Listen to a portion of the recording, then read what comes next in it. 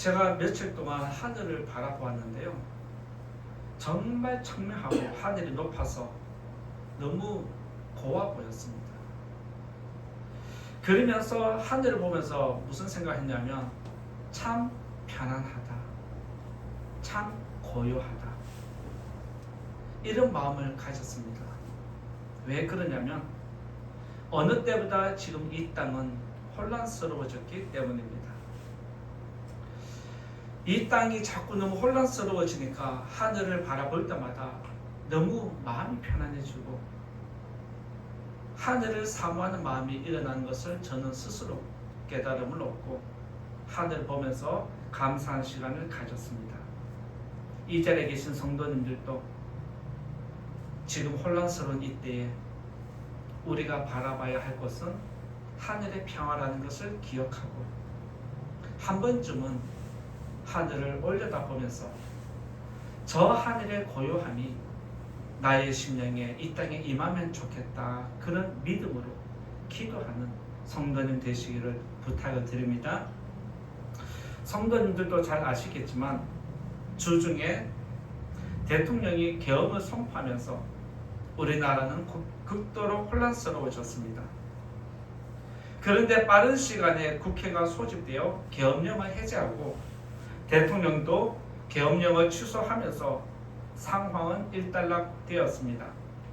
하지만 그 여파는 아직도 진행 중입니다.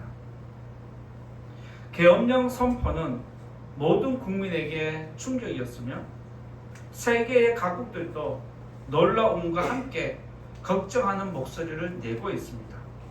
또 한편에서는 우리와 동맹국 나라들은 배신감을 느낀다라는 표현까지 쓰고 있고 우리들을 적대시하는 나라들은 잘 됐다라고 오히려 비웃음 치는 모습이 나타나고 있습니다. 대통령이 기자회견을 한다고 했을 때 어떤 누구도 계엄을 선포할 것이라고는 생각지도 못했습니다. 때문에 그만큼 충격이 컸다는 것을 알 수 있습니다. 국정을 책임지는 대통령이 계엄령을 선포해야 하는 절박한 상황이 있는지 모르겠지만 그 여파는 이 땅의 모든 백성이 짊어져야 한다는 사실입니다. 한 사람의 선택으로 온 백성의 고통을 짊어져야 하는 가혹한 징계가 지금 이 땅에 주어졌습니다. 이처럼 권력을 가진 자들이 어떤 선택을 하느냐에 따라서 그 땅의 백성은, 이 땅의 백성은 웃다가 울고 울다가 웃게 되는 것이 사실입니다. 러시아 푸틴 대통령의 선택으로 지금 우크라이나와 전쟁은 3년째 지속되고 있습니다. 3년 동안 전쟁이 지속되면서 늘어난 것은 삶이 팍팍해지고 자기 백성이 계속해서 죽어나간다는 사실입니다. 하마스가 이스라엘을 침략하면서 팔레스틴은 죽음의 도시가 되어버렸습니다. 지금 프랑스 마크롱 대통령은 세금과 예산 문제로 궁지에 몰려 있습니다. 미국은 트럼프가 대통령으로 당선되면서 미국이 어떤 선택을 할지 따라서 온 세계가 지금 또 긴장을 하고 있습니다. 이처럼 지도자가 어떤 정책을 선택하느냐에 따라서 백성의 짐은 가벼워지기도 하고 더 무거워지는 것을 보게 됩니다. 여러분들이 잘 아시는 대로 솔로몬은 엄청난 부귀 영화를 누렸던 왕 중에 한 사람입니다. 그런데 그가 그런 부귀 영화를 누릴 수 있었던 그 배경과 출처가 무엇이냐면 백성들을 쥐어짠 결과입니다. 그래서 솔로몬이 죽은 다음에 그의 아들 르호보암이 왕위에 올랐을 때 백성들은 그를 찾아가서 간절한 마음을 호소합니다. 제발 살려주십시오. 우리들의 고통이 너무 과중하니 이 고통을 좀 제거해 주면 좋겠습니다 라고 왕에게 제안을 했습니다. 그 내용이 어디에 있냐면 오늘 우리가 읽은 본문의 앞에 보면 4절과 5절에 그 내용이 자세히 기록되어 있습니다. 4절과 5절 한번 성도님들 성경 같이 읽어보겠습니다. 4절과 5절 시작. 왕의 아버지가 우리의 멍에를 무겁게 하였으나 왕은 이제 왕의 아버지가 우리에게 시킨 고역과 매우 무거운 멍에를 가볍게 하소서. 그리하시면 우리가 왕을 섬기겠나이다. 르호보암이 대답하되 갔다가 3일 후에 다시 내게로 오라 하매 백성이 가니라. 성경을 보아서 아시겠지만 백성의 요구는 간단합니다. 그리고 하나입니다. 고통을 제거해 달라는 것입니다. 물론 이 말 안에는 또 다른 깊은 의미가 있습니다. 그게 무엇이냐면 살려달라는 간절함입니다. 살고 싶다는 것이 그들의 갈망이었습니다. 백성의 소리를 들은 르호보암은 고통을 제거한 지도자가 되었는지 아니면 고통을 가중시킨 지도자가 되었는지 오늘 말씀을 통해서 살펴보고자 합니다. 그리고 그가 어떤 선택을 했든지 그 선택에 따라서 이스라엘의 미래가 어떻게 변해가는지를 또한 살펴볼 수 있습니다. 지금 이 땅의 계엄령으로 혼란한 이 시대입니다. 우리가 의지하고 바라봐야 할 대상은 이 땅의 정치 지도자가 아니라 누구인지를 다시 한번 여러분들이 깨달음을 얻으시고 우리가 바라보고 따라가야 할 지도자는 오직 예수님 뿐임을 다시 한번 기억하고 고백하는 성도님 되시기 바랍니다. 첫 번째로 말씀드릴 것은 지도자의 선택에 대해서 말씀드리고자 합니다. 백성의 고통에 대해서 첫 번째 말씀드릴 건 지도자의 선택입니다. 6절과 7절 같이 읽어보겠습니다. 6절과 7절 시작. 르호보암 왕이 그의 아버지 솔로몬의 생전에 그 앞에 모셨던 노인들과 의논하여 이르되 너희는 어떻게 충고하여 이 백성에게 대답하게 하겠느냐. 대답하여 이르되 왕이 만일 오늘 이 백성을 섬기는 자가 되어 그들을 섬기고 좋은 말로 대답하여 이르시면 그들이 영원히 왕의 종이 되리이다 하나. 앞에서 잠깐 언급을 드린 것처럼 백성들은 살려달라는 마음으로 왕을 찾아갔습니다. 그리고 왕은 3일 후에 오면 내가 결정을 내리겠다라고 하면서 돌려보냈습니다. 그리고 왕은 아버지를 섬겼던 신하들과 함께 의논을 나눕니다. 그런데 오늘 말씀에 보면 솔로몬을 섬겼던 신하들이라고 하지 않고 노인들이라고 그렇게 단어를 바꾸어 놓았습니다.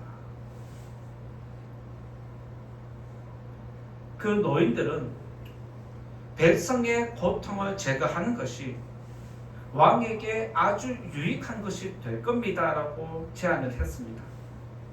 그리고 이 제안은 왕에게만 좋은 게 아니라 이 땅에도 이스라엘 모든 땅에 있는 사람들에게 가장 좋은 것이다 라고 조언을 했습니다.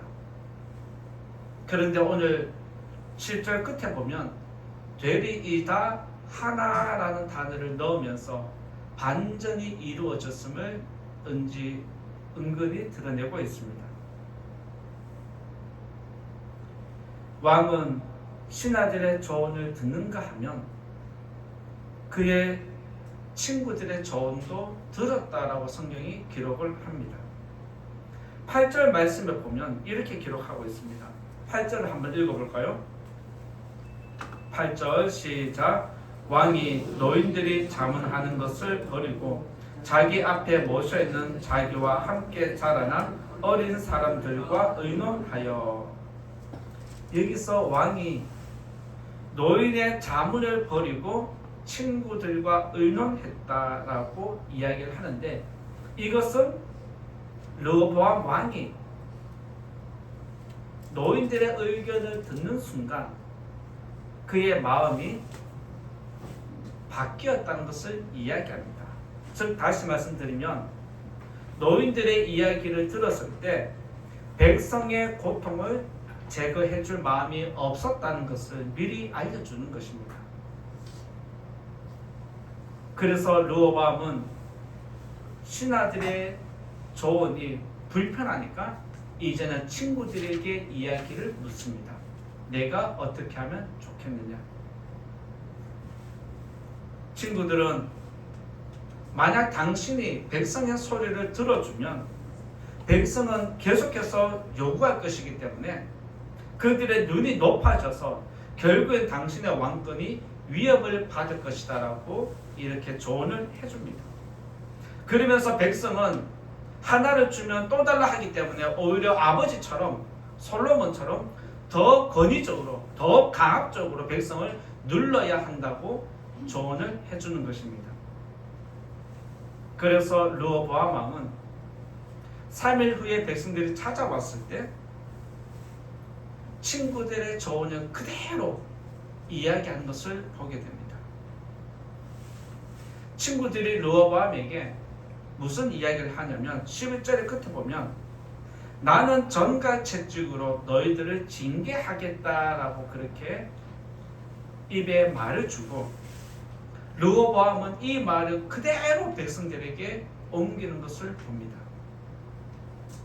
여기서 또 하나 우리가 어떤 단어에 집중을 해야 하냐면 솔로몬을 모셨던 신하들이 아니라 노인들이라고 이야기를 하고 르호보암의 친구들을 어린 친구라고 그렇게 이야기를 하고 있습니다.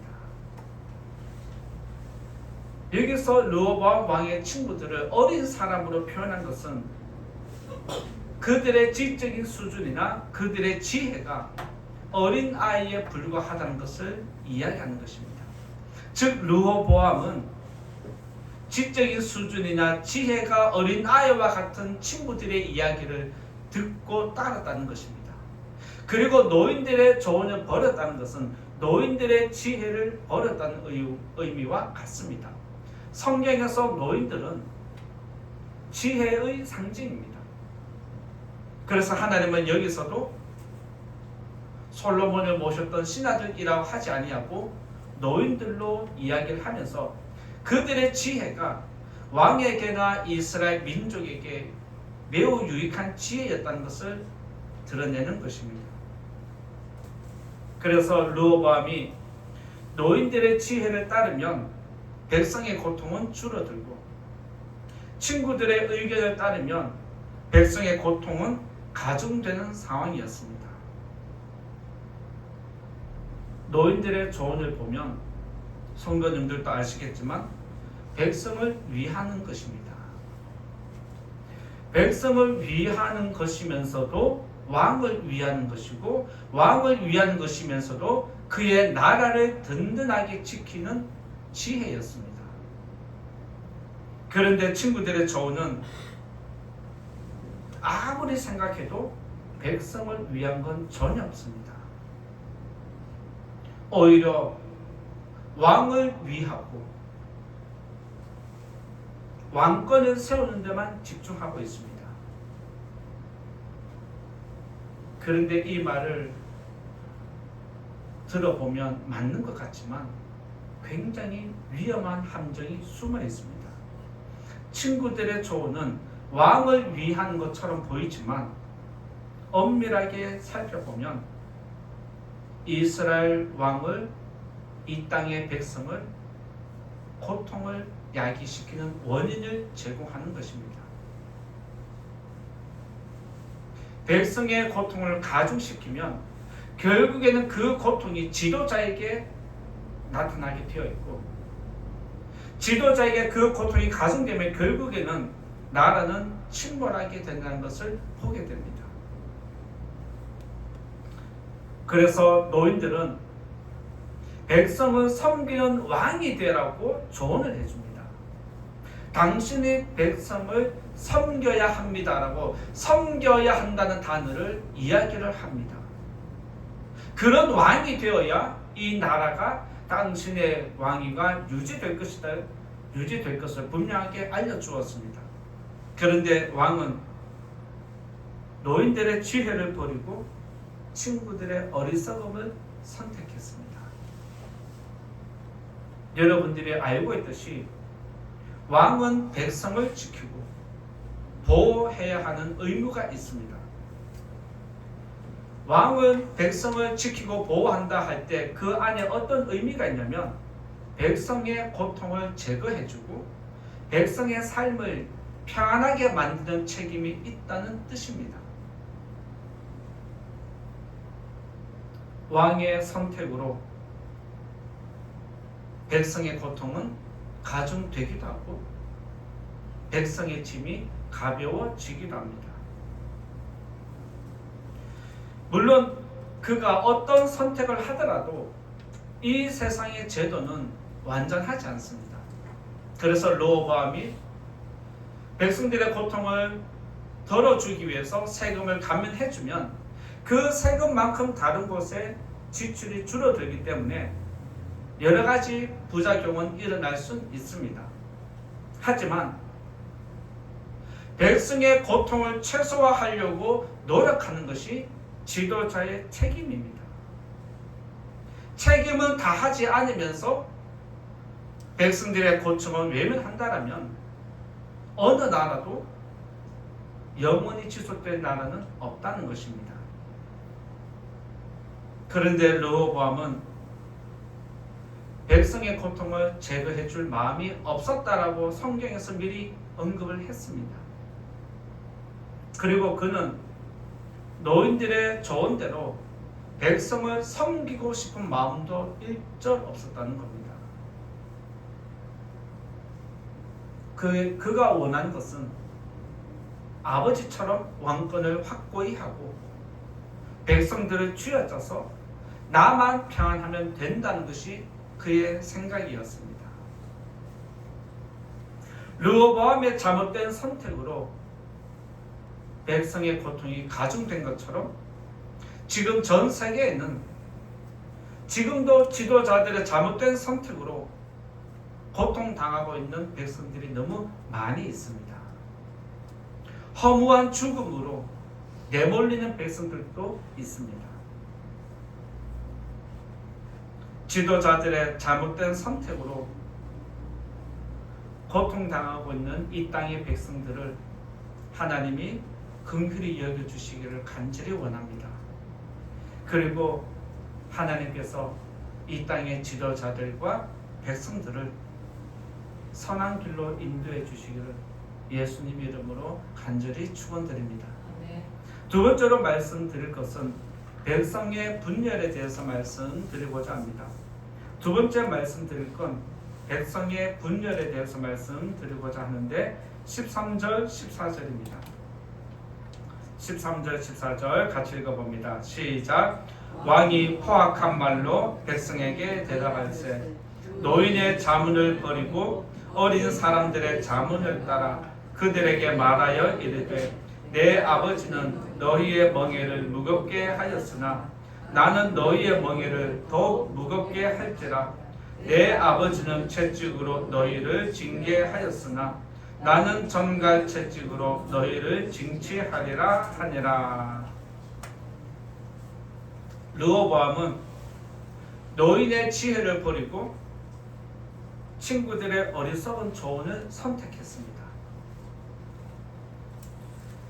그리고 왕은 백성들을 겁박하면서 너희들은 무조건 명령에 순종하라고 요구했습니다.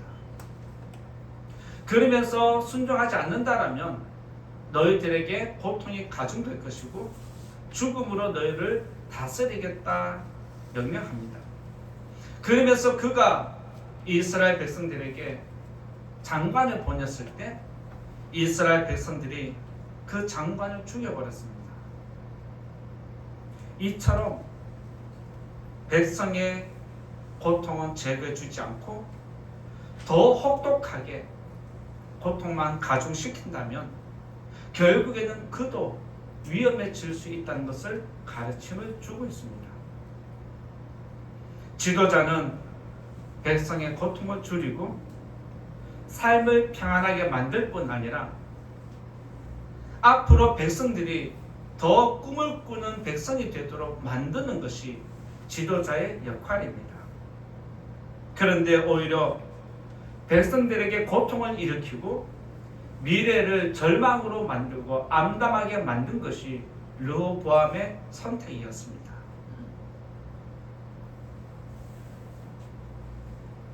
백성이 솔로몬이 죽은 다음에 그래도 혹시 하는 마음으로 한 줄기의 빛을 품고 르호보암을 찾아가는데 르호보암은 백성들의 그 한 줄기 빛마저 잘라버렸습니다. 백성들은 이제는 소망도 사라졌습니다. 백성은 도움이 필요해서 왕을 찾아갔지만 왕은 백성의 고통을 외면했습니다. 지금까지 백성들은 솔로몬과 그의 나라를 위해서 모든 것을 헌신했습니다. 솔로몬이 성을 짓자 하면 성을 짓는데 모든 사람들이 동원되고 자신들의 생업은 뒷전을 하고 솔로몬이 하라는 모든 것을 해서 나라를 영화롭게 만들었는데 결국엔 그들에게 돌아온 것은 과중한 세금이었습니다. 솔로몬이 떠난 다음에 르호보암은 다르겠지라는 그 일말의 소망조차 꺾인 것이 이들의 상황이었습니다. 그래서 소망이 사라진 이스라엘 백성은 극단적인 선택을 했다라고 성경이 기록하고 있습니다. 오늘 우리가 읽은 말씀 밑에 보면 19절에 있습니다. 이스라엘 백성들이 선택한 극단적인 방법이 무엇인지 19절 같이 봅니다. 시작. 이에 이스라엘이 다윗집을 배반하여 오늘까지 이르렀더라. 무슨 말입니까? 이스라엘 백성이 다윗집을 배반했다라고 기록을 합니다. 이것은 분열되었다는 뜻입니다. 이스라엘은 사울이 왕위에 오르면서 통일왕국을 이루었습니다. 그리고 다윗도 통일왕국을 번영시켰습니다. 그리고 솔로몬은 통일왕국의 평화를 누리는 왕이 되었습니다. 그런데 솔로몬의 아들 르호보암은 그의 선택으로 말미암아 이스라엘이 남쪽과 북쪽으로 나누어지게 되었습니다. 통일왕국을 분단시킨 왕이 르호보암입니다. 그리고 이 남쪽과 북쪽, 북이스라엘과 남유다는 두 나라가 멸망할 때까지 절대로 하나 되지 않습니다. 이처럼 지금 전 세계는 지도자들이 있음에도 불구하고 각 나라마다 어느 때보다 분열이 지금 극심해지고 있습니다. 성도님들도 뉴스를 보시면 아시겠지만 얼마 전에 대통령을 선출한 미국도 여당과 야당으로 분열이 극심하게 일어났습니다. 그 극심한 정도가 어디까지 올라갔느냐? 트럼프 대통령이 대선을 연설을 할 때 그를 암살하려고 하는 횟수가 2번이나 있었습니다. 한 번은 실패로 끝났고 한 번은 저격을 했는데 마침 그가 고개를 돌리면서 순간적인 그 찰나에 그는 생명을 지켰습니다. 이처럼 미국도 분열이 극심한 나라입니다. 이뿐만 아닙니까? 지금 프랑스는 분열이 일어나고 있고 프랑스 마크롱 대통령은 앞길을 알 수 없다라고 외신들이 보도하고 있습니다. 그리고 이웃나라 일본에서도 분열이 일어나려고 할 때 그 자리를 물러나면서 분열될 만한 그 나라를 다시 하나로 만드는 일이 있었습니다. 지금 우리나라도 여당과 야당으로 분열되어 있다가 며칠 전에 계엄령이라는 최악의 수단이 폭발하고 말았습니다. 지도자의 선택으로 지금 여당과 야당은 하나 될 수 없는 지경에 이르렀습니다. 그리고 여당을 따르는 백성들과 야당을 따르는 백성으로 지금 이 땅의 백성들도 크게 요동치고 분열되어 있는 것이 이 땅의 지금 현실입니다. 오늘 이 자리에 하나님을 예배하는 성도님들 가운데 여러분들이 따르는 정치 지도자는 누구입니까?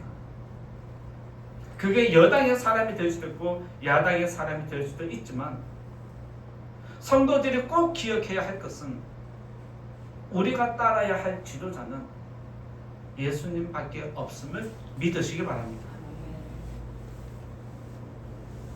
세상의 지도자는 시간이 지나면 바뀝니다. 세상의 지도자들이 아무리 백성을 위한 정책을 펼친다 할지라도 그 중심에는 항상 자기 이익과 연결된 것을 보게 됩니다. 정치인들이 백성을 위한다라고 하지만 결국에는 자기 명예가 걸려있는 것을 보게 되고 백성을 위한다라고 하지만 결국에는 자기 권력을 공고히 하는데 자기 산성을 쌓는데 집중된 정치인들을 보게 됩니다. 이 자리에 계신 성도님들은 어떤 정치인을 옹호하고 따르고 계십니까? 이 땅의 지도자들이 여러분이 따르는 정치 지도자가 여러분을 위해서 해준 게 무엇이 있습니까? 한번 곰곰이 생각해 보십시오.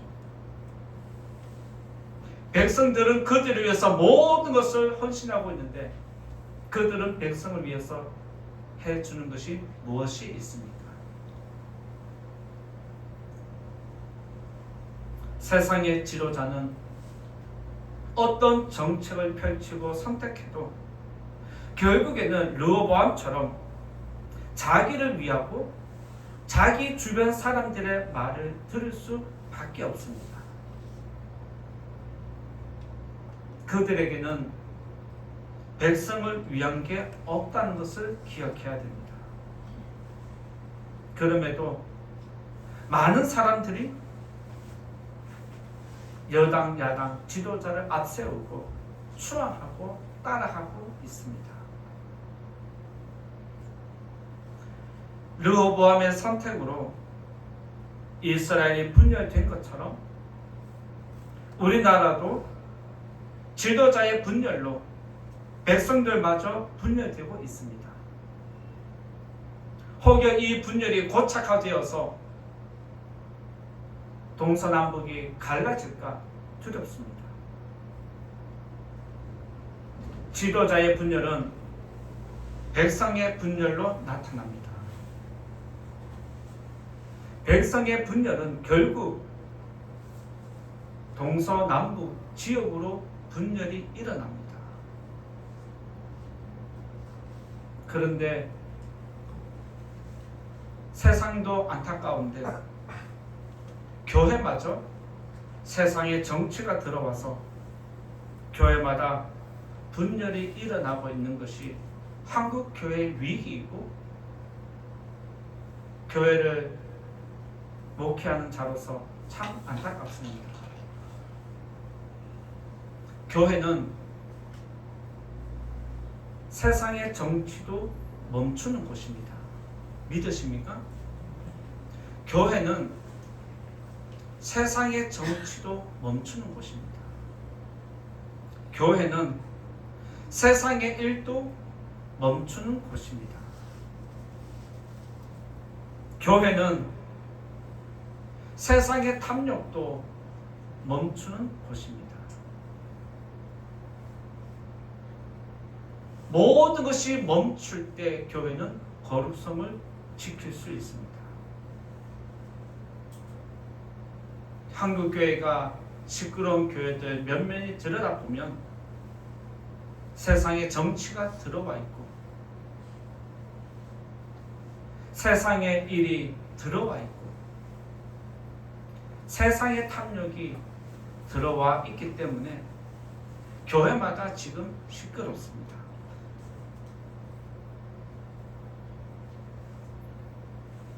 시끄러운 교회를 보면 세상과 다를 바가 전혀 없습니다. 이 자리에 계신 성도님들은 우리 교회가 세상과 같은 교회가 되기를 원하십니까? 아니면 세상과 구별된 교회가 되기를 원하십니까? 그것은 여러분의 선택이고 여러분의 몫입니다. 저는 제 자리에서 제 사역을 이루어 가겠지만 성도님들은 성도님들 나름대로 교회를 위해서 해야 할 것이 있음을 기억해야 합니다. 여러분들이 교회 와서 해야 할 것은 정치를 멈추는 것입니다. 그리고 세상 일도 내려놓는 것입니다. 그리고 여러분에게 일어나는 욕심을 멈추는 것입니다.